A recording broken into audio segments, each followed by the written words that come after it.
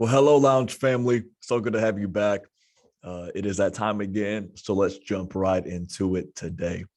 I want to talk today about the art of facilitation. The art of facilitation, facilitating meetings.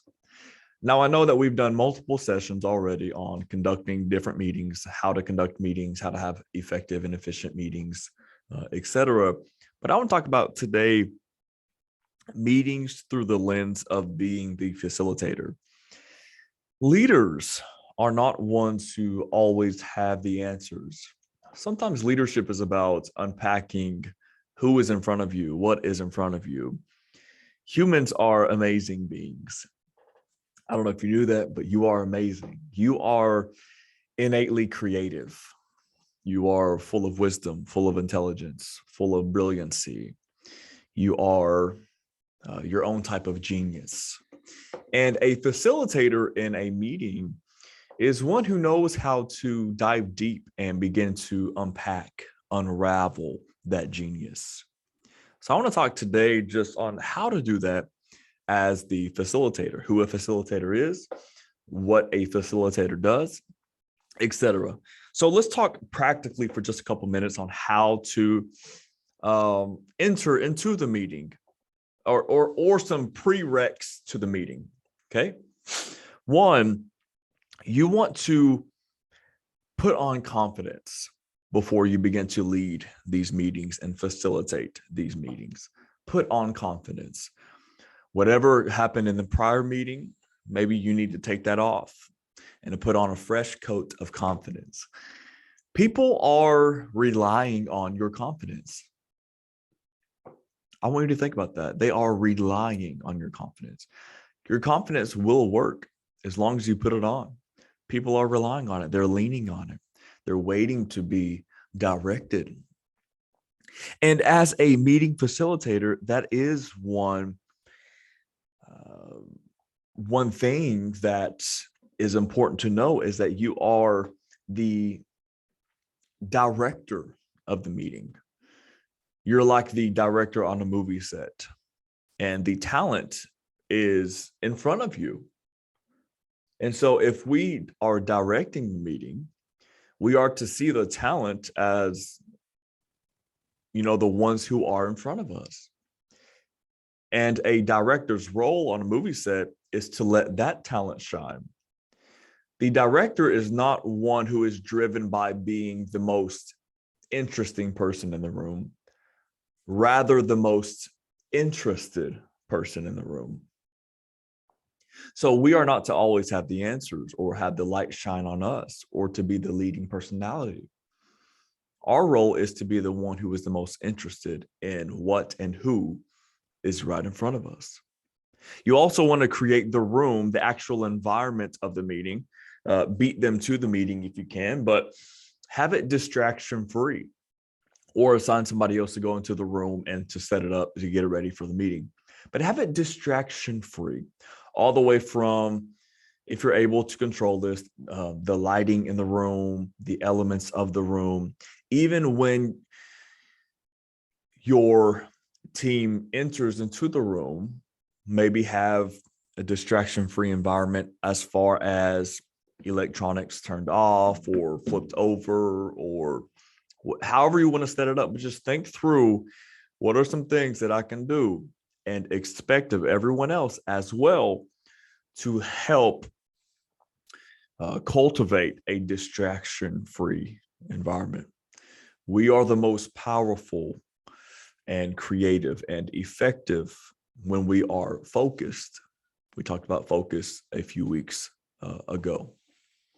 Okay, so put on confidence, be the director, create a distraction-free room. And so let's talk about virtual meetings. Distraction-free, maybe setting up your settings to where when people sign on, you have them already muted. Okay, or having some clear expectations on what they can and cannot have in the frame, or having it to where, I know the other day I was able to set in my webinar setting on Zoom that everyone else only saw what I saw. And the way I set it up, was they only saw what I was presenting. So you have some sort of control, visual control as well, and oral control as well. Okay, so all that. And then going into the meeting, here's another one. It's important to have a clear meeting script. Just like as a director, you would send your script out to the talent, to the actors. You want to have a clear script. In other words, an agenda. Also, every script has a hoorah, powerful ending, a very clear ending. The movie doesn't necessarily end on the good person dying and there's no resolve. There's always a better ending, right? A happy ending is what we would say to a movie. And so anyways, send out the agenda or the script ahead of time so that everyone knows if we accomplish anything, it is this ending. It's this resolve. It's this solution. We've solved this problem. We've come to this conclusion together. Okay. Also, it's really important to maybe set the meeting expectations. As a facilitator, these are kind of the house rules. You speak up when you're called on, or or maybe it's open dialogue the entire time, or maybe you save it till the end. Having your phones on silent, having your laptops closed, having them opened. You can take a break if you need to. Whatever the rules, or rather expectations, just set them clear ahead of time, because there are so many different types of meetings that people have been a part of with so many different rules, some of them without any. And so setting those expectations ahead of time, professionals will respect those, and you will fulfill in the meeting what you as the facilitator would like to fulfill. Okay. Also, in these meetings, not everything has to be necessarily a process or a formula. Now, I love step-by-steps. I was just in a meeting a few minutes ago talking about the importance of knowing phases of seasons and of strategy. But sometimes it's good to take off formula. Now, we ought to have those as a script, right? But every now and then, it's just really important as a leader to just apply some incredible emotional intelligence. Sometimes IQ must be laid down for EQ to be picked up. Okay? Don't lose the art of being a human in the midst of you trying to facilitate other humans. Okay, so sometimes you just need to stop and encourage, stop and exhort, challenge, empathize, apply certain nuance, some comedic relief, some regathering of the meeting. That all comes by the way of just being emotionally intelligent. Not everything can be so robotical. You need to apply some human art to it as well. Okay. That's not saying only use that and never have some type of process or a clear script, because you can EQ yourself into 2 hours of a 27-minute meeting, So, okay, apply emotional intelligence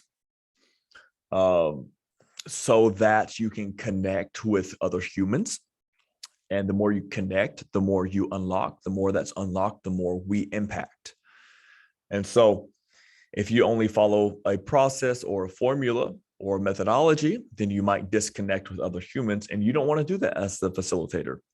You must be the most empathetic and EQ'd person in the room. Okay. Also, you want to minimize off-topic tangents. Okay. Minimize the off-topic tangents. Now, when you've already set the tone ahead of time that we're not going to do that, there still might be people who get off topic. What you don't want to do is in front of everybody, shut them down necessarily, unless there are those exceptional moments where somebody needs to just be corrected. But 99.5 times out of 100, or 9.5 out of 10, whatever, it's best to affirm them, maybe document and pivot. Okay, affirm, document, and pivot. If somebody starts going off something that is distracting to the meeting, affirm them by saying, I hear what you're saying. That is incredibly and interesting of an angle. It's an angle that I want to take some time and process. Maybe you and I can meet offline about this. I'll be sure to take note of this. And you can easily just affirm, and you can easily pivot back to the point. This thought right here might actually require an entire workshop, which would be worth doing because this happens in a lot of meetings. Or maybe you can, affirm them, saying, I'll definitely take note of this. And then you begin to facilitate discussion in the room. Well, what do you think on this topic, Sandra? What do you think on this topic, Jim? And you begin to unpack. Next thing you know, there's dialogue happening in the room. As long as you know you're not setting up the room for a debacle or an altercation. If it's gonna promote productivity and collaboration, then maybe that's when you begin to work the room on that point. Maybe someone's tangent can get you to an ultimate solution or resolve, but maybe it is just entirely off topic to where you can only affirm, document, and go ahead and pivot. But they just need to know that you've heard them and that you will take what they've said into consideration. Now, if someone just gets on a random topic talking about the weather outside or something like that, that's when you can just catch what they're saying, affirm them quickly. The weather is definitely beautiful. And then you quickly get back to the point. You're saying without saying, hey, we need to stop discussing this. Okay. Also, if someone begins to have a full-on meeting with somebody else out loud in the room that doesn't require the rest of the room, that's when you can encourage the person, hey, Sandra and John, what do y'all two think about right after this? Us three, we meet offline about this. I think that'd be awesome to meet over what you're talking about. I think it's a really productive conversation waiting to happen. So let's jump into this right after this meeting, if y'all have some time. And they have felt heard and seen. You've affirmed them, and now they know that, or now that you can pivot from that moment. Okay. All right. Nothing wrong with saying, hey, let's meet offline about that. Or if they ask you a question that doesn't pertain to the room, or if it's immaterial to the room, maybe you can say, let's meet offline about that. And that's awesome. Okay. Hey, follow up with me right after this, because honestly, you might forget that you need to follow up with them. So you just put it on them and say, hey, follow up with me right after this, and let's have that meeting. And I look forward to having it. Okay. And then at the end of the meeting, next point, it's important to review the meeting or debrief the meeting, saying something like, hey, what we've gotten out of today is this, and this. And maybe the room doesn't even know that we've gotten all those things, but you as the facilitator, you are keeping note on all the things that you've gotten from the meeting. Therefore, people feel all the more like their time was worth it and that it was productive. And it excites people to be productive and to contribute. So if you go back through the meeting and say, hey, we've gotten all these things, this is a very good meeting, they'll start saying, oh yeah, this was a good meeting. I look forward to the next one. Man, this is an awesome room to be a part of. Okay, so review it at the end. And much more on those type of points in the prior teaching. You can find it in your YouTube channel. Okay. But also just remember in a meeting, I keep thinking about this. If people get on a tangent or off topic, as the facilitator, you replicate what you tolerate. Okay. So if one person gets off topic, you are enabling that type of quote unquote behavior, and you're letting the room know, hey, this is an out of order setting, and you are able to talk about whatever you want to at any time. You are enabling that as the facilitator, as the leader, as the director of the meeting. If you only allow as the director of a movie, if you only allow one actor or an actor, sorry, let me reword that. If you begin to allow one of your actors to go off script every single setting and only improv the script, then you are enabling that behavior, and you are now telling the other actors on set that they can now improv. So now you have dozens of hours of more, stuff you got to sort through. And the movie set and maybe some other actors on set feel like, I just wasted my time because we just dealt with the Sandra show. She's just improving the whole thing. And it is completely off script, completely off agenda. It's not pointing to the final resolve, the final scene. And, the question is, where does it stop? If you let Sandra do it, then John feels like he can do it. Now Jim feels like he can do it. Now Rachel feels like she can do it. And now you're enabling a mess. And then check this out. They might be a part of it. So if you allow Sandra to go off in your meetings, and then everybody else jumps in, they start going off on tangents, and you had a big meeting of tangents. Although in the moment, this is a catchy one. Although in the moment, they will feel enabled to go off on tangents, and they'll feel maybe happy in the moment that they got to do that. I guarantee you, when they leave the meeting, their comments on that meeting was, everybody just went off on a tangent. Although they were a part of it, that's all that they'll say. When the emotion settles of being present in that moment of going off on tangents, when their logic kicks in, they'll begin to think about how unproductive that meeting was. And they might exclude themselves from the equation, but nonetheless, they will now refer to that meeting as unproductive. And so you just don't want that, okay? So just remember, you enable what you tolerate. You tolerate what you tolerate will be replicated, okay? And okay, next point. There's nothing wrong with taking 5. If everybody's just off topic or you're stumped, as the facilitator, whatever the issue might be, maybe it's not an off topic thing. Maybe, like I said, you are just stumped. Maybe your productivity has decreased. Maybe the energy, the morale has decreased in the room. If you're in a big planning meeting or making big decisions, it's okay to take 5. Hey, let's take 5. Let's go grab some coffee. Let's stand up. Something happens neurologically when you begin to move. Let's take a bathroom break, regather. I have tried to make decisions. We've been stumped for like an hour. We couldn't get past it. We took 5 minutes to go to the bathroom. Somebody came back from the bathroom and being like, I have it, because something happens when we just kind of pull out of that environment. Okay. That's why also you do want an environment, a space that promotes productivity. But again, that's in a prior teaching. Okay. Facilitator, nothing wrong with saying, let's take 5. Okay. The power of taking 5.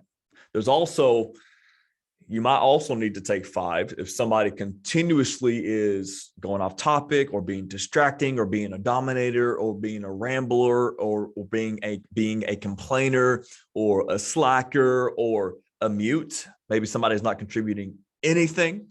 There's nothing wrong with just saying, hey, let's just take 5, and then having a quick confrontational conversation with that person, reminding them of the expectations of the meeting. You're here to contribute, not to complain, dominate, ramble, or be quiet. Okay. And if you feel like somebody is not prepared for the meeting, you need to confront that as well. Okay. All right, y'all. Those were a few thoughts on the art of facilitation. It's really a setup to where we're going. And I just wanted to encourage you today to be a master facilitator. Remember, your aim is not to be the most interesting person in the room. Your aim is to be the most interested person in the room. Okay. Unpack what's in front of you, because who is in front of you might just be a genius.